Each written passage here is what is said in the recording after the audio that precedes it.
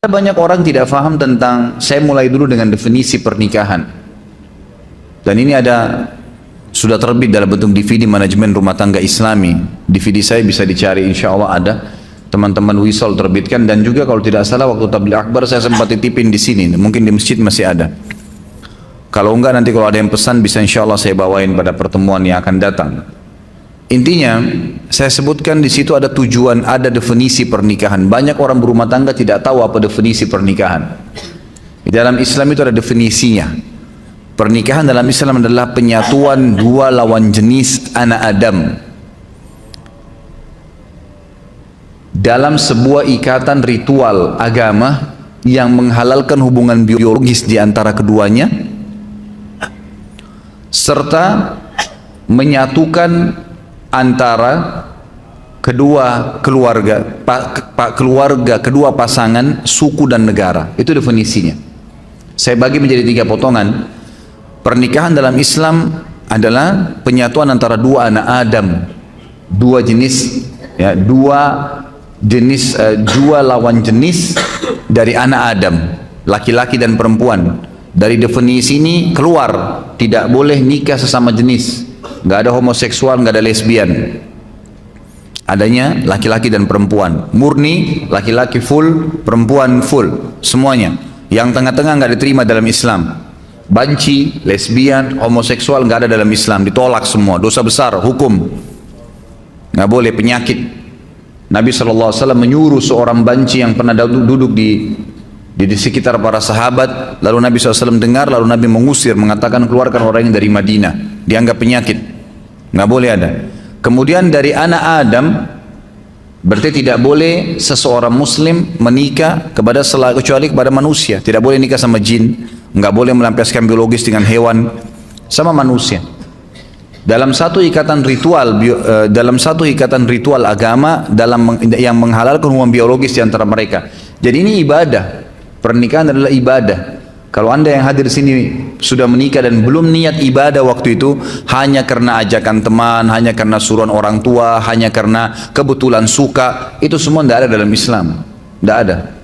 Pernikahan harus jelas dari awal niatnya karena ibadah, sehingga suka dukanya kita bisa laluin.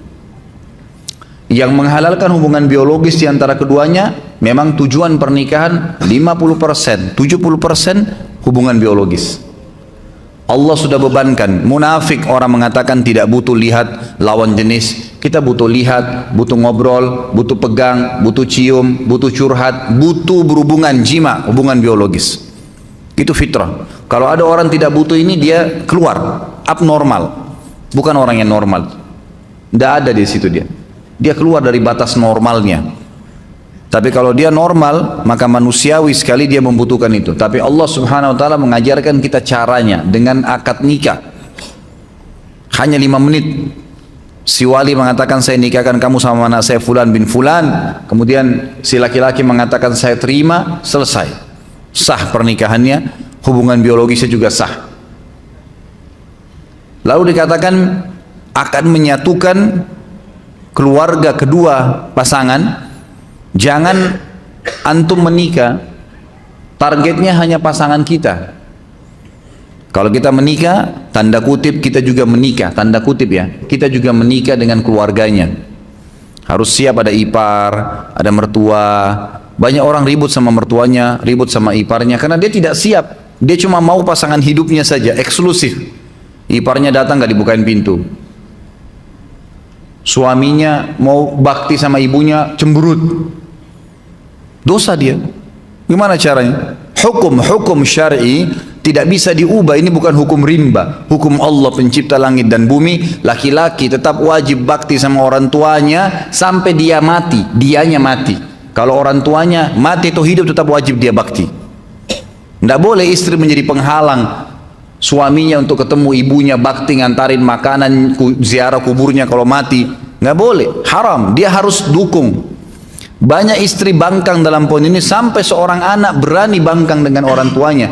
Bahkan saya tahu ada kejadian di Jakarta karena istrinya nggak suka. Tadinya dia belikan rumah ibunya di sebelah rumahnya, dipindahin ibunya. Durhaka sama orang tua. Sampai ulama mengatakan kalau ada seorang anak laki-laki menikah, kemudian dia biarkan ibunya duduk di belakang, istrinya di depan, dia durhaka itu. Ak itu namanya, durhaka. Kecuali ibunya yang minta. Tidak boleh. Dan ini wanita harus faham nih. Nggak bisa. Kalau wanita seperti ini diceraikan, halal dalam agama Islam. Dia menjadi penyebab si anak putus dengan orang tuanya, halal diceraikan. Nggak boleh. Lain kalau perempuan yang memang menikah suaminya nomor satu. Sama Anda juga sebagai laki-laki. Tahu perempuan ini pada saat menikah dia punya orang tua, dia punya anak, dia punya saudara, kita punya ipar, harus bisa datang ke rumah, bertemu. Ustadz, mertua saya cerewet, nggak apa-apa, cobaan. Enaknya hidup nggak mau ada cobaan, gimana caranya? Harus ada cobaannya. Ada orang dicoba di pasangan hidupnya, di mertuanya, di iparnya, di anaknya, di tetangganya, banyak, harus ada cobaan. Kalau nggak ada cobaan, hidup kita datar terus, nggak ada seninya kehidupan ini. Nggak ada seninya, dan manusia nanti tidak akan keluar, potensi seseorang akan keluar kalau cobaan ada. Kita akan muncul ide-ide untuk mencari jalan keluar pada saat kapan? Cobaan ada. Bayangkan kalau hidup kita datar terus nggak ada cobaannya, nggak bakal keluar potensi kita. Allah SWT datangkan cobaan itu untuk mengorek, mengeluarkan potensi yang ada. Emang begitu. Hadapin, pecahkan. Dengan pahala sabar didapatkan kapan? Pada saat cobaan datang. Kalau cobaan tidak ada, gimana bisa? Nggak mungkin. Istri kita hidup 20 tahun di rumah tangganya sama orang tuanya dengan pola tertentu, cara makan, cara tidur, cara berpakaian. Kita pun hidup 30 tahun di ayah dan orang tua kita dengan cara makan, cara hidup dan seterusnya. Lalu kemudian disatukan, tiba-tiba mau bisa baik semuanya? Nggak bisa. Pasti ada penyesuaian. Asas yang penting dalam rumah tangga adalah yang benar memaafkan, yang salah meminta maaf. Selesai. Dan jangan nginapkan masalah. Jangan pernah nginapkan masalah. Clearkan pada saat itu. Salah minta maaf, saya perbaikin. Kembali kepada hukum Allah. Patokannya agama Allah. Benar salah itu di mata Allah SWT, bukan di mata individu. Banyak orang laki-laki lemah, begitu istrinya marah sama dia, gara-gara dia pergi ke ibunya, langsung dia, ya sudah saya nggak usah ke ibu deh kalau begitu. Daripada saya ribut sama istri saya. Subhanallah. Dudukkan istri Anda. Kamu tahu nggak hukum agama saya wajib bakti dengan ibu saya? Durhaka saya kalau nggak kesana. Kamu pun berdosa kalau kamu lakukan ini. Maka harus begitu. Jangan malah salah di sini, kendor. Harus jelas ya. Kalau perlu seorang istri sokong, kamu ke ibumu, ayo saya temenin. Kapan ke ibu, kapan ke ayah. Gitu. Berikan sokongan. Kemudian dalam pernikahan juga ada tujuan, teman-teman sekalian, harus ada tujuan. Tujuan pertama itu perluasan hubungan. Memang itu tujuannya. A'udzubillahi minasyaitonirrajim. Ya ayuhan nas, inna khalaqnakum min dzakarin wa untha wa ja'alnakum syu'uban wa qabaila lita'arafu. Inna akramakum innallaha yatqakum. Hai manusia, kami ciptakan kalian bersuku-suku dari laki-laki dan perempuan, dan kami jadikan kalian bersuku-suku, berbangsa-bangsa. Itu variasi Allah kasih. Semua kan dari Adam dan Hawa ya.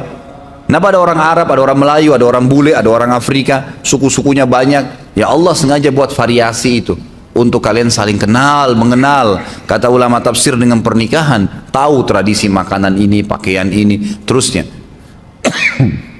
Ada tujuan. Orang yang melangkah kepada sebuah perbuatan tanpa tujuan, maka tidak sampai kepada target yang dia inginkan. Ada orang masuk ke mall, nggak ada tujuannya, nggak ada sesuatu. Dia nanti kacau balau itu.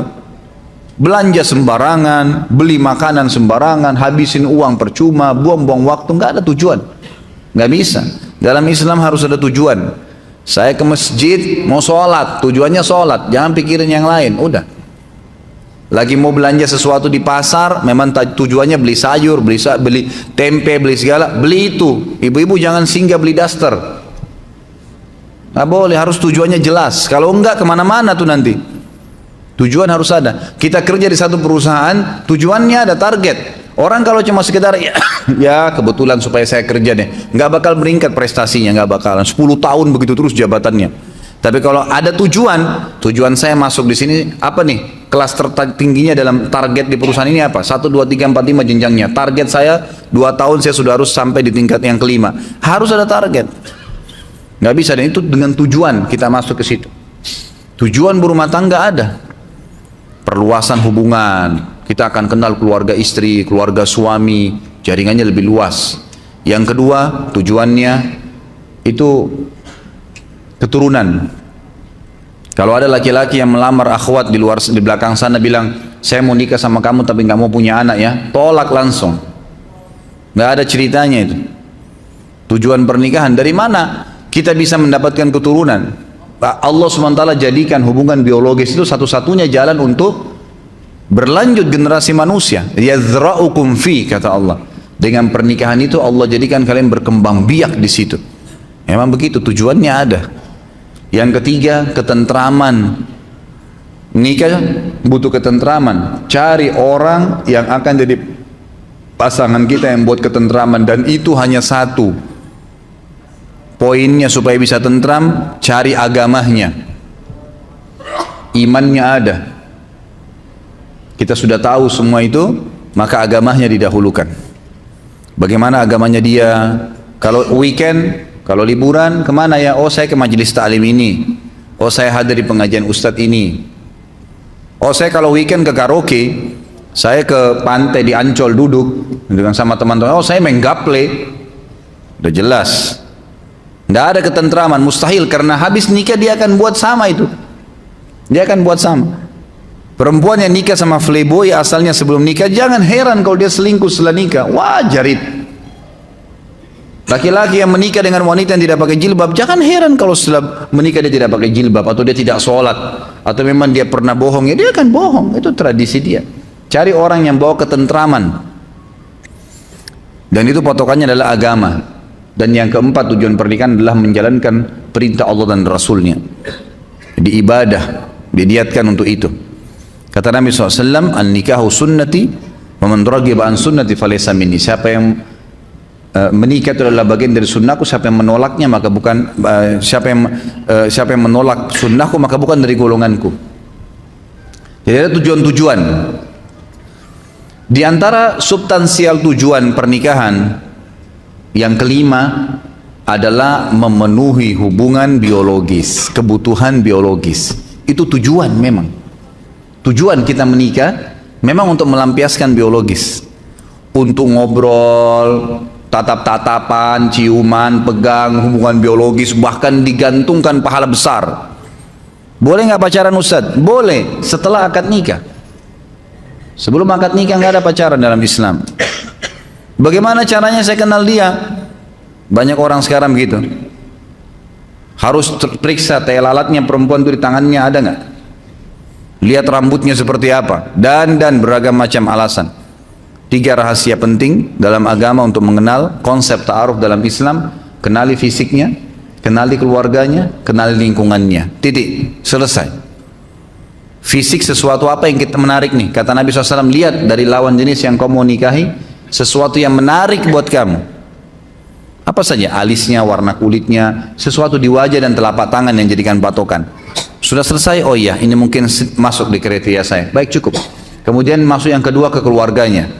Secara umum, keluarga ayahnya akan mewariskan fisik kepada anak cucu kita nanti. Keluarga ibunya akan menurunkan karakter dan sifat. Saya sudah pernah jelaskan, yang sahabat kulitnya putih, istrinya putih, anaknya hitam seperti anak Afrika. Suaminya langsung bilang, pasti kau selingkuh. Kok bisa saya putih, kamu putih, ini hitam keluar nih. Kata istrinya, demi Allah saya nggak pernah disentuh kecuali sama kamu. Ribut, didengar oleh Nabi SAW, dilapor, ya Rasulullah, nih lihat nih, putih-putih ini hitam. Gimana bisa? Nabi SAW diam sejenak, datang wahyu. Lalu Nabi SAW tanya, sesuai dengan wahyu kepada laki-laki tersebut, ada gak kakekmu kulitnya hitam begini? Dia bilang ada. Ini keturunannya itu. Jadi fisik turun. Makanya biasa kita dapat suami istri mukanya beda sama anaknya kan? Karena itu dari kakek-kakeknya, dari turunan ayah mereka. Jadi turunan ayah istri dan turunan ayah suami itu sama. Nanti menurunkan, mewariskan fisik secara global ya. Jangan dilihat substansialnya, secara global. Kemudian keluarga istri, keluarga ibu dari istri dan keluarga ibu dari suami itu akan menurunkan karakter, sifat. Secara umum, oh keluarganya calon saya ini umumnya dosen semua, suka belajar. Itu sudah sifat umum keluarga. Ada satu pemabuk, satu ini nggak dihitung. Umum global ini yang dijadikan patokan. Kemudian kenali lingkungannya. Boleh orang kalau ta'aruf tanya, kebiasaannya apa ya? Kerja di mana? Oh kebiasaan saya kalau lagi iseng saya pulang kantor ke karaoke, duduk sampai jam 12. Habis itu saya pulang, saya hibur diri saya ke bar sampai jam 1. Pulang istirahat, besok kerja lagi. Sudah bisa dibaca belum? Oh saya kalau lagi kosong ya nggak apa-apa, saya cuma duduk gitu. Di rumah kalau akhwatnya bilang, kadang-kadang saya nonton TV duduk, saya putar nonton film India dari pagi sampai sore. Sudah tahu belum? Udah punya gambaran lingkungannya. Berarti nanti akan begitu tuh kalau sudah menikah. Oh saya kalau pulang taklim mampir Nur Iman belajar. Saya belajar taklim. Oh saya kalau weekend saya hadir tablik akbar di sini. Dan seterusnya. Saya mulai ikut tahfidz Quran beberapa surah di store setiap minggu. Nah itu berarti kita tahu lingkungannya. Nah ini berarti bagus nih, gitu kan? Itu saja, nggak perlu pacaran keluar sama-sama, nggak usah. Semoga Allah berikan hidayah. Kadang-kadang ada orang tua, kok bisa itu? Datang laki-laki malam minggu, tante, om pamit ya, saya mau bawa anaknya. Iya silahkan. Masya Allah. Silahkan dibawa ke Ancol, dibawa ke bioskop dingin-dingin terus ndak zina. Bohong, ndak zina. Bagaimana caranya nggak zina? Gitu kan? Nggak ada, paling sedikit itu sudah iktirab ke zina. Ujung-ujungnya, nggak bisa, susah. Nanti hamil di luar nikah, sibuk nikahkan. Bagaimana? Dari mana sahnya nikahnya orang hamil itu? Mana anaknya nggak jelas statusnya, nggak boleh dinisbatkan kepada pemilik sperma, nggak ada hak waris di antara mereka. Kalau anaknya perempuan dari hasil zina, dia nggak punya hak wali. Banyak sekali rentetan hukumnya. Tujuan pernikahan termasuk yang tidak kalah pentingnya adalah kebutuhan biologis. Itu nggak bisa dipungkirin. Teman-teman kalau yang punya anak, jangan tunda mereka menikah, nikahkan. Karena kadang-kadang subhanallah fitnah terjadi.